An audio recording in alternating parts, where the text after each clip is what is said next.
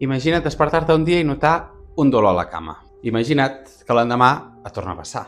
I el següent, i el següent. Et visites amb un metge, però no trobes res.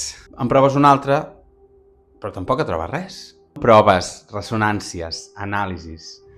Però tot surt aparentment normal. Tot i això, el dolor continua.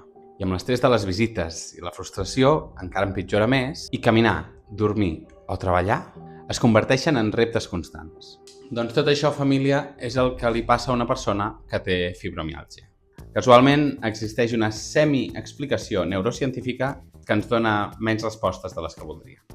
La fibromiàlgia és una malaltia que inclou símptomes com sensibilitat extrema al dolor, rigidesa muscular, dificultats per dormir, entre d'altres, que sovint van acompanyats de frustració, preocupació i un estat d'ànim baix.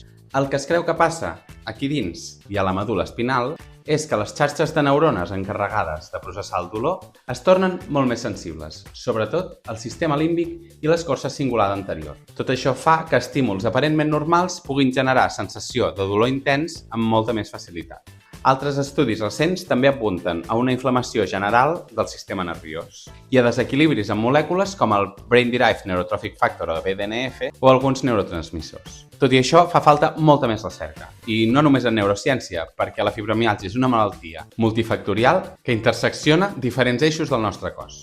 I em direu, Martí, què puc fer si tinc fibromiàlgia?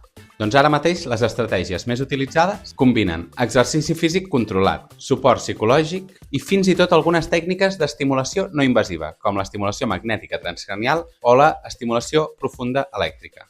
Tot això també es pot combinar amb fàrmacs, tot i que no n'hi ha cap d'específicament dissenyat per la fibromiàlgia. I em preguntareu, Martí, què puc fer si no tinc fibromiàlgia però conec algú que en té?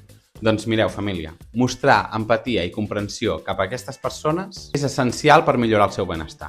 Tenen unes condicions difícils d'entendre si no es viuen des d'una primera persona, però creieu-me que sentir-se escoltat pot marcar una gran diferència. I si necessiteu ajuda, també hi ha entitats i col·lectius que us poden donar un cop de mà, com la Fundació 12 de Maig o la CAF.